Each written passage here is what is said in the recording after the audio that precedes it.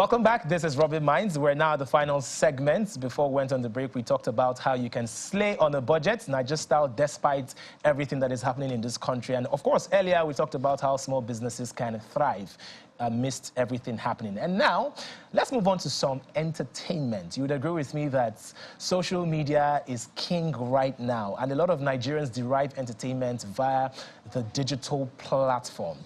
Especially in music, right? Our Nigerian artists are thriving. Recently, Burna Boy just celebrated his birthday in front of 45,000 people, right?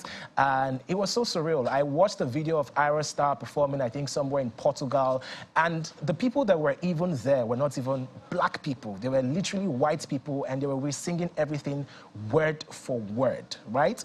Our entertainers are making us proud as a nation. Now, a lot of people focus on the musicians, they focus on the comedians, the actors, but there's also another industry that is making us proud, which is the fashion industry, and that leads me to the discuss for the final segment. Fashion, arts, and photography. Nigerians are making a global mark. I'm very privileged to have in the studio a fashion designer extraordinaire, engineer Ifeanyi Nwunne. Yes, I hope sir. I did not murder the surname. No, sir, you did perfect. You did great. Because people always find it hard. Well, you actually did great. Thank you very much. Well seasoned. Thank you, thank you. Also, I have a fantastic photographer and artist, Logo Oluwamuyiwa. Welcome. Nice. You did good too, brother. Thank you, thank you, thank you. I had to practice that in my head, you know, because your name literally is spelled L-O-G-O. So in my mind, I was like, Logo, wow. Do people also make that mistake and call you Logo? I could talk to you about that for days, all my life. Omo Logo, that's what Ashake. Exactly. Oh. That's an iconic name, bro. Thank you so much for inspiring Ashake. All right, Wow. let's get straight into the conversation. As a photographer, you're thriving, right? And I know it's quite difficult because there was a time I felt like the photography industry was experiencing a huge challenge in the sense that we now have mobile phones that can take very clear pictures, and it looked like, you know, when you go for events and then you see 1,000 photographers, now it's just barely one or two because everybody is relying on their phone. How were you able to sort of, you know, make a mark and transit and really just own the photography space digitally and also non-digitally? I mean, photography is about your perspective, and everybody have one. Everybody, whether you're an artist or you're just a daily individual. So cameras have made their ways into everybody's hands, but perspective in photography would determine what would make anybody stop and review your work. And if I would go out and call myself a photographer, it's important that I set a career that is very clear to and true to my perspective. So that was the first thing I needed to do. Second, I studied the greats, you know, understand the people that did it before me. Photography is an export product, you know, it came into our country, and this is a tool that has been around the world. It's done very interesting things for global systems and understanding the world. So turning the lens on my people and then to understand the people that have done it before me so I can do it way better or possibly make a mark. And as you know, I am a black and white photographer. I've always fell in love with black and white photography. So I decided to shoot Lagos in black and white photography. And in the 10 years of doing that, it's a consistent perspective, and it has created a space for me. All right. I love that. I love that. Engineer. Yes, sir. First of all, I'm going to ask you, how did your parents feel that after spending some amount of money to send you to school to study engineering, you now woke up one morning and said, no. First of all, I went to Covenant University, so they spent a lot of money for real, you know. And then you now say you want to play dress up. The thing is, I was doing them simultaneously. So the idea was being sustainable enough to not just do without them, you know, like not ask them for money, just be able to do things while I'm still killing it to school. So as at my 200 level, I was already like, I was doing a lot of stuff already. I was managing artists as a 200 level, traveling to different countries, you know, already. I was showing parents, let's say it's on TV, because we weren't allowed to leave school. I know, I found my ways. I had to leave school, I had to travel, you know, I had to do all that work, just figuring out how to make a sustainable life. Bishop will say, can you recall back the certificates? You know how it was. I'm not here. So don't worry, exactly. we'll edit it out. It's a live show, but we'll find a way to edit it out. But exactly, you know, so it wasn't too hard, you know, being able to dabble in both. I did my engineering, so electrical engineering, and had a great time doing that. And just being able to adopt that structure in my everyday life, you know, so now I have a fashion business that's thriving here and overseas. I have a music business, a music label and a management company, and now we have the community, VVS Lagos, which is really what we're here for. You know, we have all that all functioning as a sustainable ecosystem of its own. So I think it's something they're proud of. It's not something that they'll say, because in the end, fashion, you know, it's not like fashion, plain dress up, like you said, but it's a means to an end. It's a whole industry. It's something that people wear every day. It's like food. You know, it's like food, is like housing, you know, it's clothes. You know, it's every single day, everyone needs clothes. Yeah. So the idea for us is just being able to create like a real ecosystem where people are actually getting jobs, getting money, being inspired, but they're also looking cool. You know, yeah, which is why we're here. Now I understand why people pay you so much money for your outfits, because, you know, there's a difference between a fashion designer and a tailor. Exactly. You know, so with this your big English that you have just spoken on air, there's no way I'll now say, okay, it's 5,000 naira that I have for you to make an outfit for me, right? So now, is fashion that profitable? And how do you think the quote-unquote, no disrespect to tailors, I mean, tailors is just a joke that I made. So how do you think that people that are not earning as much can scale up? What has been your secret, you know? So, how can they step up? So I think that's really why we're doing what we're doing at VVS Lagos. The idea is to inspire, you know, people that just started. Like, you know, I started fashion about 11 years ago now. I'm just 28, but I mean, I feel old. But I started 11 years ago now, and, you know, what I've learned between now and then, I'm trying to apply it in what we're doing with VVS Lagos. So we have ourselves as Iron Official, our fashion house, and then we have other brands like, you know, Law from Jules, TJ Who, or Khadijo, other fashion houses have done things here and internationally, you know, doing fashion shows and exhibitions here, just showing people that it's easy to actually access all this kind of things, just working on the ideas without even trying, you know, too much. I think what we've done differently is that we continued. It was extremely important to continue. It was extremely important to innovate at every single time. And it's extremely important to make sure we're moving as a community, because in the end, we can't really do it on our own. So we also love to adopt, like, working with our friends, you know, like you said, even the tailors become our friends, our family, like the photographers, down to how we're putting out together the entire imagery. You know, want to make sure it's a community instead of it being a one-man business. So I think that's been very helpful with helping us move forward. Oh, right. Yes, sir. Muyiwa, can you talk about your industry and how it's been exported out of this country, you know? Okay, excuse me. So when you say my industry, you mean the art photography scene, yes? Yes. Okay, so that's why I thrive. Industry, by the way. Yes, thank you very much. So Billions of dollars.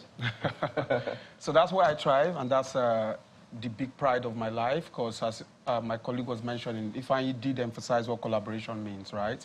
Art, as I mentioned, it's a perspective, but there are pedestals and platforms that can make these things a global conversation. And as you know, with art, we needed to prove ourselves, not as just individuals working in silos. So artists connect, we make friendship out of each other's lives. You know, we visit each other, encourage each other digitally often, because, you know, I tend to work alone and alone execution type thing because of my street photography ideas, right?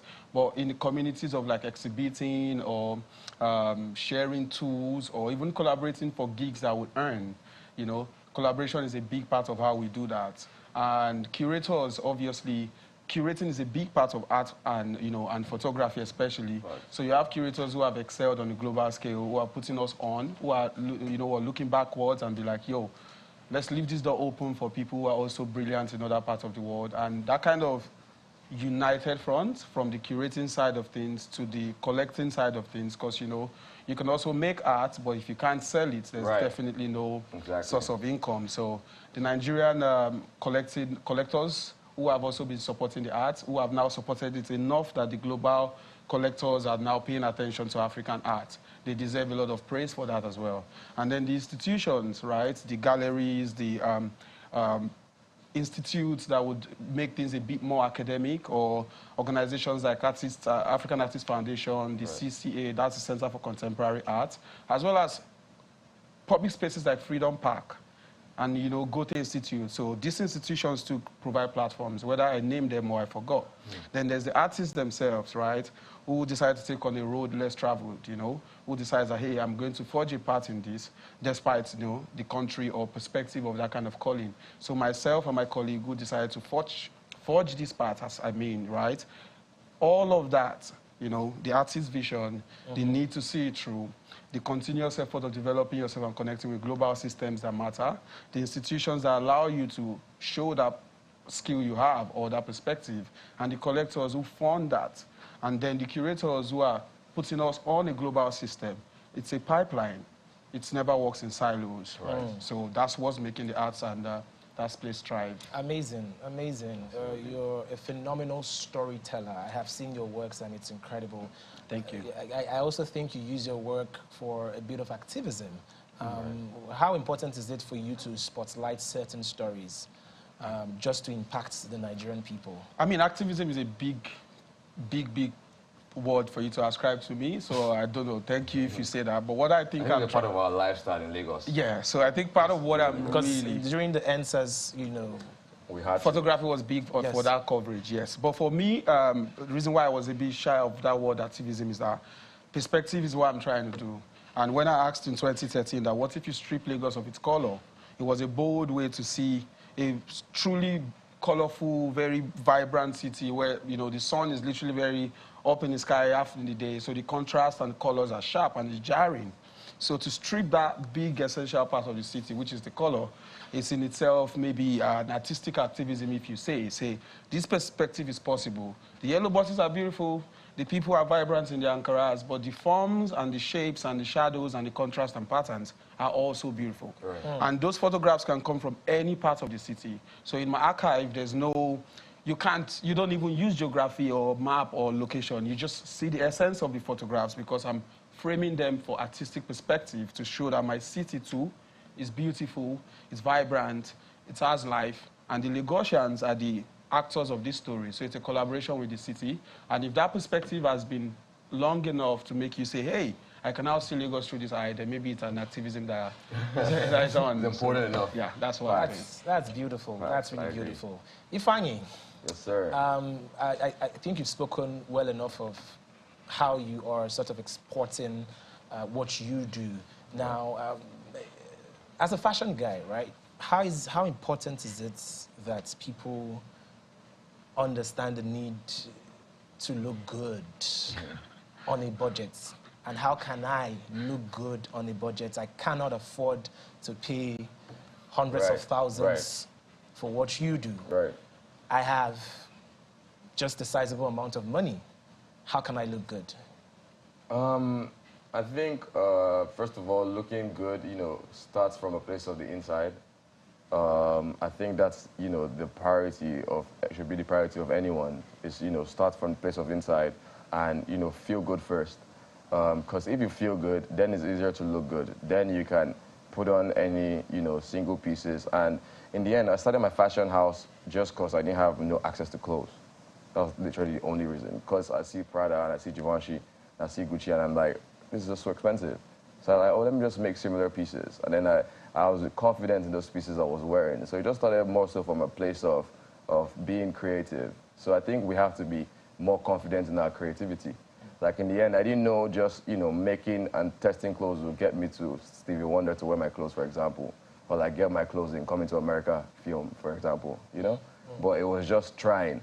And let's just test, like he said, show our perspective of what clothing should be. Right. How we want to make people look. But actually manufacturing by ourselves and, you know, like we also said, creating the ecosystem of producing, distributing, and also like delivering to people. Versus it just being a one-sided thing. Because what happens is that a lot of people have interesting ideas. I'm sure you have brilliant ideas of how you want to look like, but you don't have places you want to produce it at.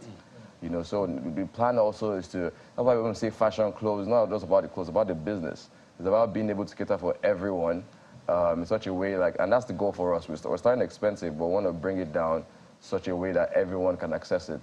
And everyone can afford it. So yeah, that's really the goal. In the process, very soon our clothes are gonna, you know, be 20% of what it is currently. Okay. Thank you very much. It's been such a wonderful conversation. Thank you for having me. Ifeanyi said that he had to start copying certain brands and making his own version. I hope it's not the case of having a Gucci and then you manufacture only Gucci. Or how you see some of those brands like Nike and then the logo is looking very different. No, absolutely not. But guys, I want you guys to, more importantly, check out VVS Lagos. It's going to be an epic show and experience. This is on my shirt as well. My shirt is just covered right now, but it says VVS Lagos. Check it out on Instagram. It's a community. We're going to do fashion, art, music, and tech conversations that you've never seen before. You want to be a part of it. Okay. I can't wait to see you there too, brother. Thank you very much. Artist, photography brother too. You took advantage of it, but we'll still send you an invoice because it wasn't part of this. We were supposed to come and just have a conversation. All right.